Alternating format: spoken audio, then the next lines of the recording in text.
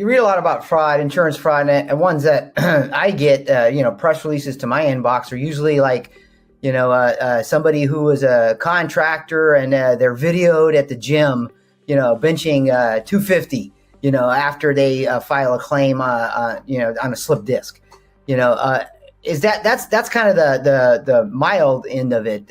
Is there any like funny anecdotes that you recall? We've had people that told us an examination under oath is like a deposition, and it was Ramadan, which I'm not an expert in that holiday, but he said under oath, it's Ramadan and I'm not permitted to lie, so can we please do this on another day? Wow. That was interesting.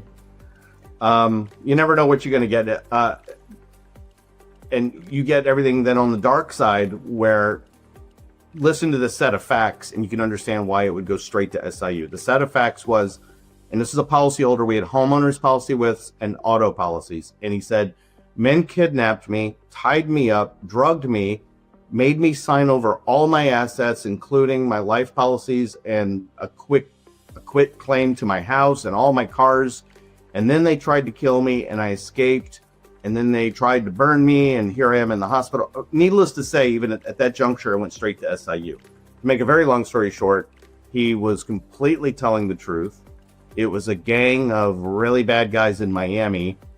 He barely survived. And I found him actually, lives here near me in Boca Raton, and I chatted with him in my book. But they made it, if it sounds a little bit familiar, they made a movie called Pain and Gain with The Rock and I forgot who else was in it. But for whatever reason, the geniuses in Hollywood decided to go with a dark comic tone, which we all flipped out when we were involved in the case, especially the victim, because there was nothing funny about it.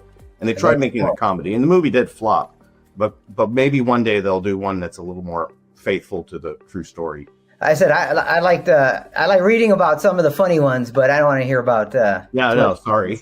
Yeah. I'm trying. As we're That's chatting, right. that's a scary story, but it's a good one for our listeners. I probably have some funny ones, and as we chat here, I'll go through my. That'll be your next piece for us. How about that? The funniest fraud cases that I've dealt with. To read this Expert Viewpoint article and others, visit claimsjournal.com/expert-viewpoints.